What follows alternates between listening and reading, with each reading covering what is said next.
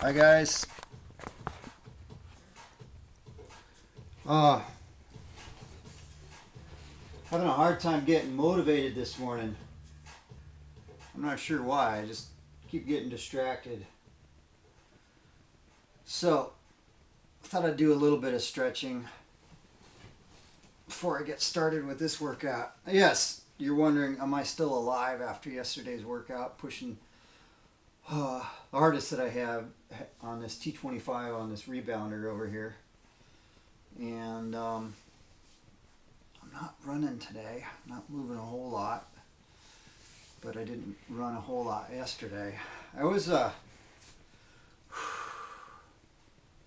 watching this motivational video, and the speaker was talking about walking into a room and how you carry yourself.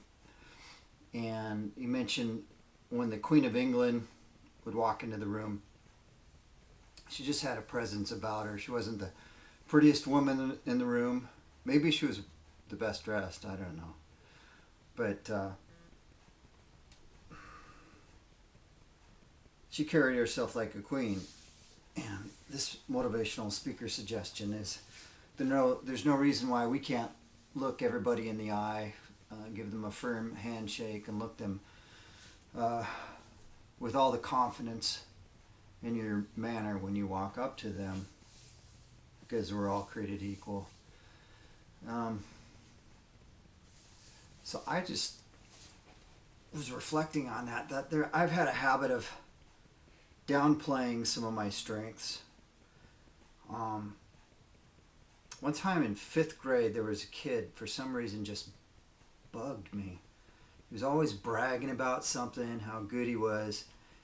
And for me, I didn't like the arrogance. I can't remember the kid's name. I had just moved to Falls City, Washington. Was it Lonnie? I think it was. I think his name was Lonnie. And we were sort of friends. He lived about a half mile up the road. He liked listening to Some Kind of Wonderful by Grand Funk Railroad. And one day at school, I finally just was fed up of all this bragging about how great he was. And to this day, I can't remember some of the exact things that he said that just irritated me. But with no warning or nothing, he was coming out of school, and I cold clocked him right in the face, smacked him right in the face, punched him, and didn't say anything. And I wasn't really sure why I'd done that at the time. It just, or if I'd pre-planned it. But as it turned out, the PE's instructor was standing right behind him when I did this. Instead of getting thrown into the principal's office, he suggested that the two of us have a boxing match in the gymnasium in front of the entire school in 2 weeks. Do you know how intimidating that is to box in front of an entire school when you've got no experience with any kind of fighting, boxing, training? But I thought, I'll skip some rope, I'll get in shape. The day of the fight, in front of the entire school with Lonnie, I would swing those gloves, and within about 20 or 30 seconds, I could barely keep my hands up. So I had no training at all, no idea what I was in for. And Lonnie popped him in the nose, and he'd come to swing, and I'd turn around, and he'd hit me in the back of my shoulder blades, and I'd swing, and he'd swing, and I'd turn around my back, and he'd hit me in the shoulder blades. Afterwards, he said, "Yeah, you hit me a really good one there." But I just wanted to say, I'm sorry, Lonnie. I don't know what I had in mind there. Because as it turns out, it's maybe the arrogance in myself at times that has bothered me the most. So I see it in others. So that's why I've held back on bragging about some of my accomplishments. But the reason I bring it up, because I am proud of this certificate that I showed at the beginning of this clip. It's from the Academy of Health Sciences, U.S. Army Diploma. Private First Class Gregory Kirkpatrick has successfully completed the operating room specialist course. Now, what that was down at Fort Sam Houston in Texas, after my roommate had suggested we go see an Army Reserve recruiter because he's serving a free lunch at the restaurant down the street. Being in college, a cheeseburger sounded great.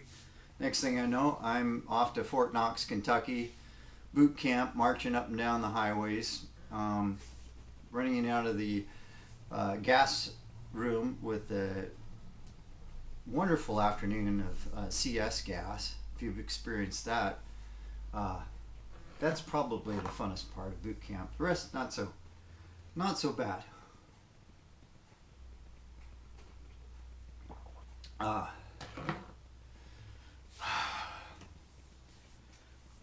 So I'm doing a cross-legged stretch just to try to get my muscles back to life and generated before I jump on that trampoline with a hard workout, because going from 0 to 50 just doesn't quite feel right. Anyways, after boot camp in the Army Reserve, we headed down to Fort Sam Houston. Wonderful weather. I showed up there a week early. For some reason, they shipped me down there. The school wasn't quite ready, so my first week and a half was spent in the swimming pool in 80-degree sun, and had a wonderful time down there. We started in with the OR Tech School and learned about surgical instruments and memorizing all the instruments, and doing a cross-legged stretch now. If you care to join me, you might be a stretch or two behind. Remind me what my next stretch is going to be. Because like I said, today I'm having a hard time focusing. So I thought it's time to get some things rolling. What better way to share my morning stretch with you?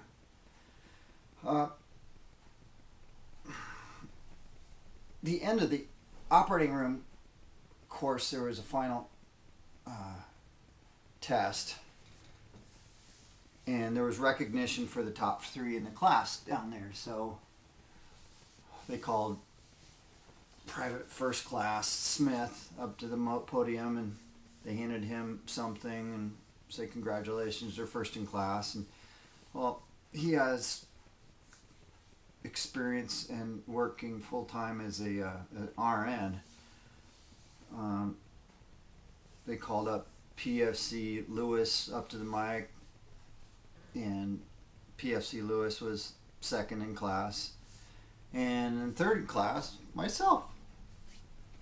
And I just felt pretty proud about that. They handed me a big blue book full of surgical procedures, and I think I handed that off to a friend, Chris, who was talking about wanting to learn to be an OR tech. I could be wrong. It's been several years. I think she was taking a course or talking about one course. I'm just doing a spinal twist. You can do spinal twist seated or on the floor.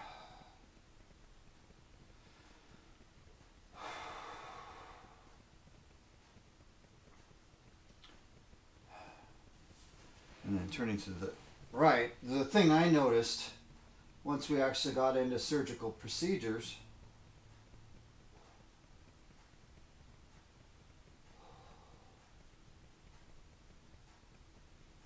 we did surgeries in at Fort Lewis,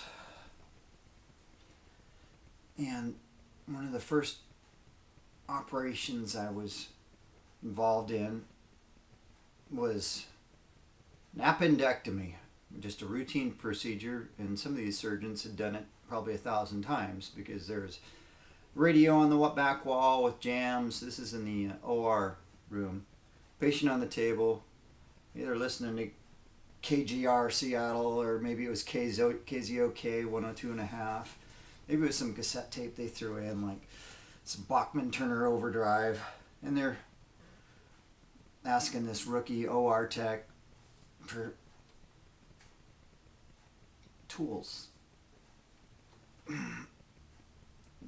The DeBakey retractor, and the cut. It hit the cut. That hit a scalpel with a cauterizer, and you had your mask on because when the cauterizer would cut through the skin, it kind of smells like burnt skin. There's not a lot you can do about that. But cauterizing the blood vessels off, and kind of a little freaked out about my first operation that I'm working in as a new OR tech during this training period, whether I'm going to pass out seeing the blood. I wasn't really worried about passing out. I'm not that way with blood. But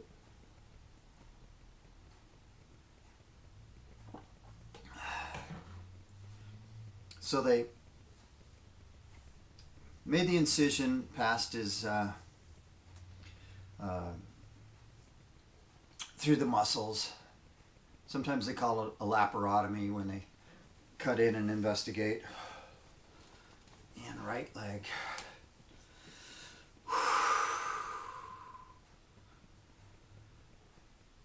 And they're looking around, got their fingers poked inside of his abdomen, and Bachman Turner Overdrive is playing in the background. And they start pulling some of the intestine out to get around and about. And one of this other surgeons comes in just laughing. What are you guys doing with all those guts out there? And I was just a little shell-shocked, I think, seeing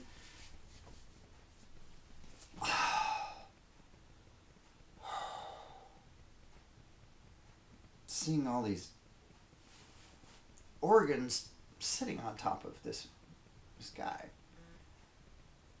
Right after that, I had to run down to the cafeteria for a cheeseburger, came back into the OR, and realized these guys are having a good time here. Why does this have to be scary? The fact of the matter is, when they trim these parts out, when they staple you back together, when they sew you back together, we treat the doctors as though they're miracle workers. But the truth is, all the cells in the body are deciding whether they're going to heal by themselves. When you cut yourself, when you scrape yourself, do you have to think about all the cells that come out to taking one leg back, left leg this time? Do you have to think about all the cells in the body and how they know when to do all the things that they do between forming a scab and finally just sloughing off that scab and regenerating?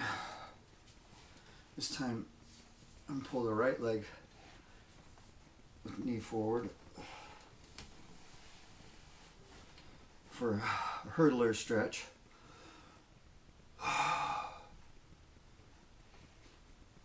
Yeah, this is a seated stretch you can do just on the side of your bed, because stretch clock is great for guys that are sitting at desks and offices, which isn't something that I've done for a little while because of my condition.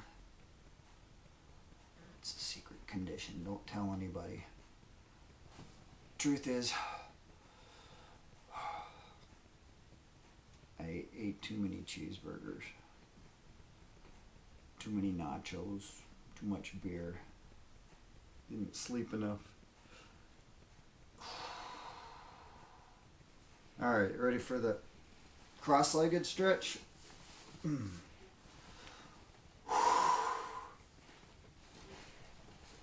Okay. Scoot back.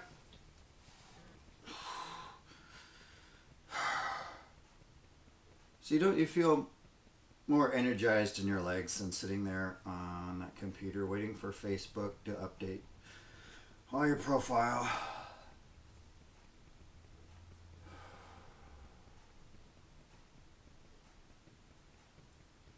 Want a good yoga workout? Check out DDP Yoga.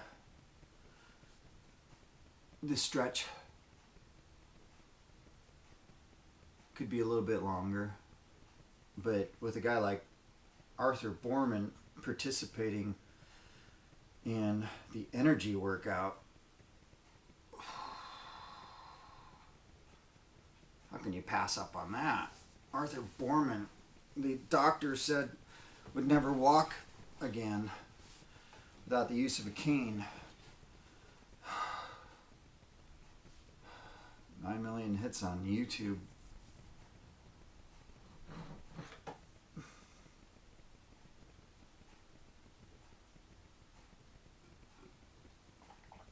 I don't know about you, but it brought tears to my eyes when I saw him running at the end of that video. So,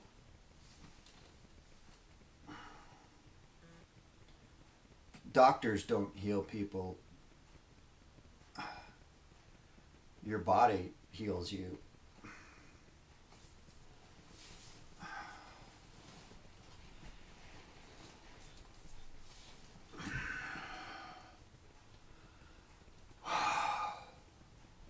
So if you can just change your mind about disease, you can change your body.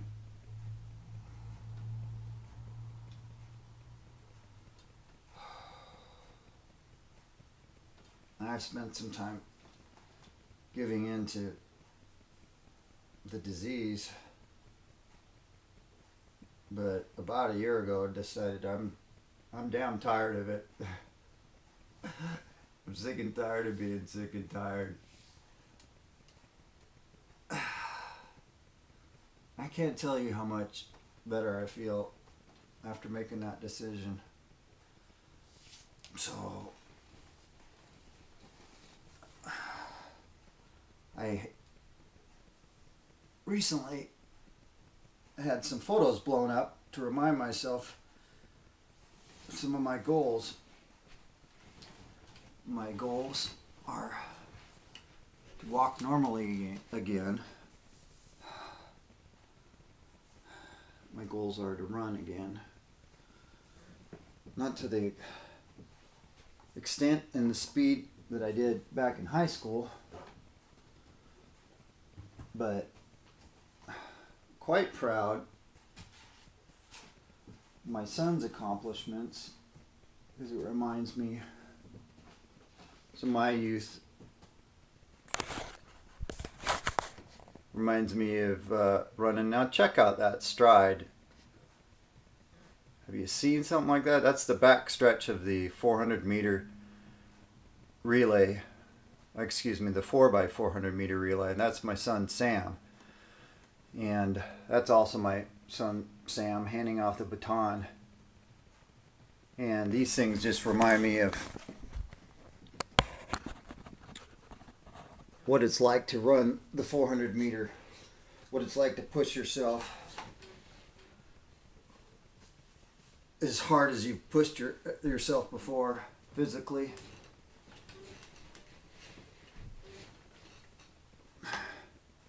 And if that's what it's going to take to finish this T25, which is awesome, but it's not about finishing T25. For me, it's about walking. It's about running. So I feel if I take my body to places that it used to know in my mind, walking on beaches, running 400-meter relay, the 4x400-meter relay, the 200-meter, the 100-meter, back in school, that will send chemicals down my brain and into my body, push them out all the way through the toes.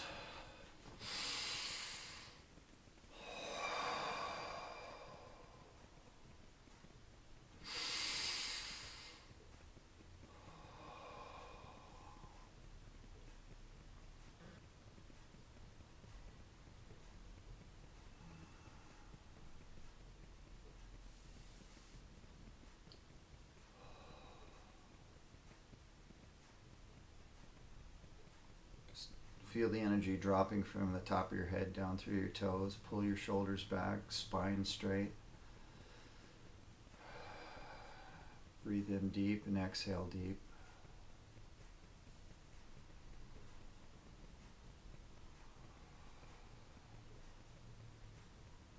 Every workout at the Diaz Karate School started with some stretching and some meditation. I remember that structure, so that's what we're going to do today. Get focused on what you're going to do. Think about what you're going to do. Put it in your mind, how hard you want to work today.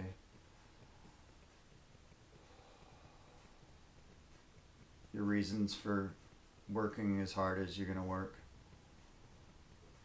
So that you can be focused for 25 minutes in this T25 workout.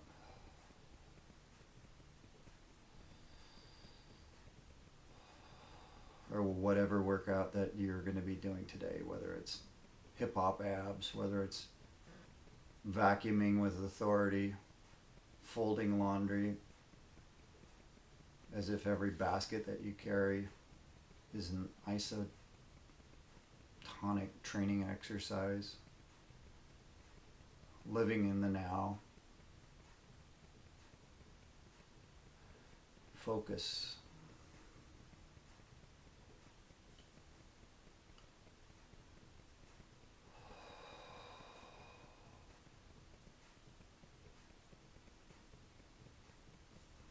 It's just 25 minutes out of your life. Can you give it your best for 25 minutes in whatever activity you choose?